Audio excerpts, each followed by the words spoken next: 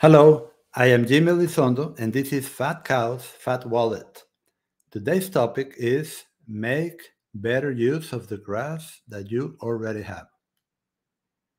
One of my mottos is to always work with what you already have.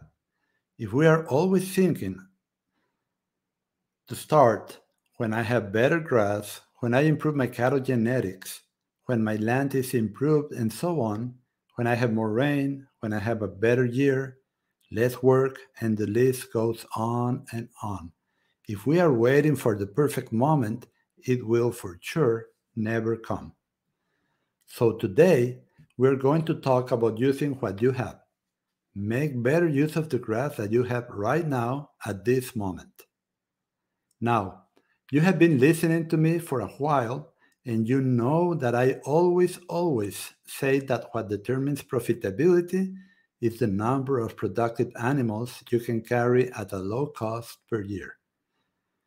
What I also mentioned is that a long time ago, myriads of different animal species in nature used to graze it all, and now we use electric fences and high animal density with their cattle to achieve the same.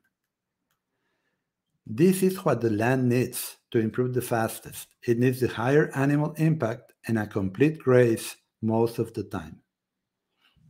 So it is not only needed for your profitability, but also for your land and for your cattle's health. Ever wonder what would happen if you utilize more of the grass that you already have? I know this may seem scary to harvest more of what you are already growing, but it is the best way to improve your land while maximizing your profitability. Many teach that you need grass to grow grass and state that leaving lots of residual after grazing is the way to go. But this has many unintended consequences, negative consequences, which I will address later. But first, let us consider the possibilities and potential we can achieve. I want to ask you to consider your answers to these questions. If you harvested a higher percentage of forage per grazing, would your herd take longer to rotate around your property? Imagine this. Your herd takes a higher percentage than the usual 10 to 30%, so it takes them longer to consume this. Therefore, you rotate slower around your property. Next question. If you harvested a higher percentage of forage per grazing, would the longer rest period allowed by this improve your pasture productivity? I mean, if you rotate slower, then you are allowing each paddock more rest. The slower you rotate, the longer the rest period you will have, right? Would a higher pasture productivity allow you to increase your stocking rate? Stocking rate, the number of productive animals you can carry per year at a low cost, determines profitability. So, if you are harvesting or using more of your grass than before, this means that you can have more productive animals in your ranch, and that helps your bottom line in a big way. Would your grass be able to grow stronger and fatter roots with the longer rest allowed by a more complete grazing? Remember, overgrazing is when you regraze the same plant before it has had a chance to have its energy reserves fully recharged. It is not due to the severity of the grazing. The energy reserves are in the roots and crowns, and a longer rest period allows for stronger and fatter roots. So what will happen to interplant spacing? By interplant spacing, I mean the space between the plants. Imagine a thick, covered sward versus a thin sward. By taking off the shade of excessive residual and tall stems left behind by selective grazing, sunlight can now reach the growing points and seedlings, which are close to the ground. When we do top grazing or tall grazing, which is selective grazing, we can end up killing these growing points due to the excess shade of the residue. This leaves more open or bare spaces between the plants. So if you have noticed thinning in your paddocks, this is the cause.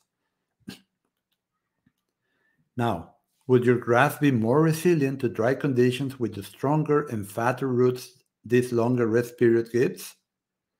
This is a very important question. Think about it.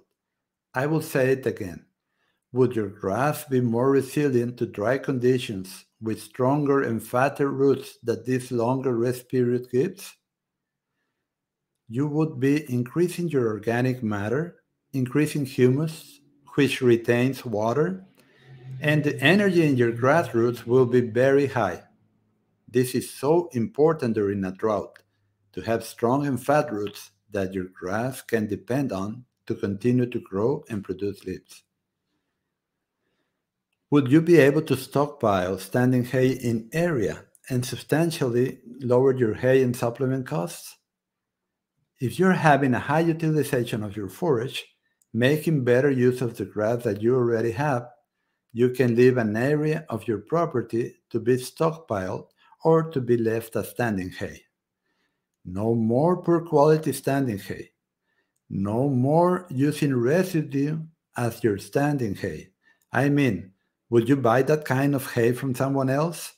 What was previously rejected by the cattle? Imagine having good quality standing hay in your property. And finally, how about peace of mind? By allowing a longer rest period before returning to regraze a certain paddock, you allow more time for rain to fall and create even more forage. This has a great impact on the sustainability of your farm or ranch. Peace of mind. Do not underestimate having peace of mind. When you have it, you will make better decisions for your business.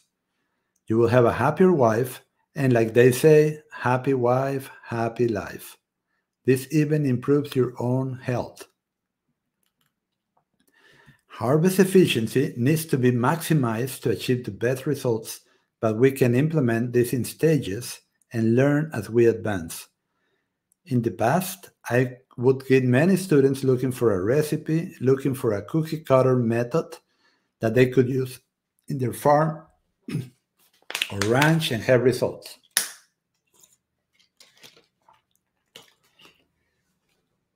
I always tell them, a recipe is only a recipe for disaster.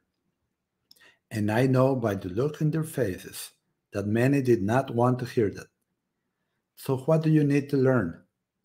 Well, you need to learn the principles. You need to learn how nature really works. By the way, we don't use chemicals of any kind. I am very much against that. Let nature work for you. Now, let's get to the fun part. How can you start? I suggest starting with step number 1, which is to do a daily move if on warm season grasses, and even an every other day or every third day move if you are in cooler or higher environment. The main goal is to harvest more of what you already have available to allow a longer rest period to your whole property. This is step number 1, and as you master it, you can progress to fine-tune the next steps, which will allow you to create a much more resilient farm or ranch, which will be a pleasure to manage. Just by doing this simple step, a more complete grazing, you will avoid overgrazing, which is best defined as regrazing a plant before it has fully recovered. Avoiding overgrazing is fundamental for higher grass productivity and soil improvement.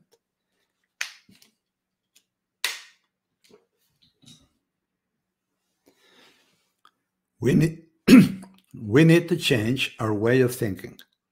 When we allow our cattle to do selective grazing, They will select the most palatable species, and then we move them to a new paddock to repeat the process. The problem any type of selective grazing has is that to avoid overgrazing and a shift in species composition to undesirables, you need to have a low stocking rate if you compare it to the potential that can be achieved by doing the total grazing program, which includes a complete grazing most of the time, selective grazing in a few instances, and deferring pastures as standing hay to lower your hay and supplement costs. Then, we need to consider the leaf-to-stem ratio we are creating with our grazing. What comes up in regrowth first, leaves or stems? It is leaves. So if your cattle remove the stems along with the leaves, you will create a leafier regrowth. Remember, green leaves produce energy through photosynthesis, while stems consume energy by respiring. So the standing stems left behind after a selective grazing inhibit new leaf growth? You bet. They need to be removed to get a much leafier regrowth. So here's your next step, a step that is not scary, but is going to move you forward. I want you to go and sign up for my free masterclass. That's it. Just sign up for my free masterclass, 3 little known grazing mistakes more ranchers farmers make and what to do instead. You can do that by heading to www.rwranching.com/masterclass. And we will talk about the most common mistakes I see people making with grazing so that you can avoid them. I want you to sidestep these mistakes because, believe me, you'll have a few of your own. Just don't make these fundamental ones. So meet me on my masterclass. Go to www.rwranching.com/masterclass to sign up. It's free.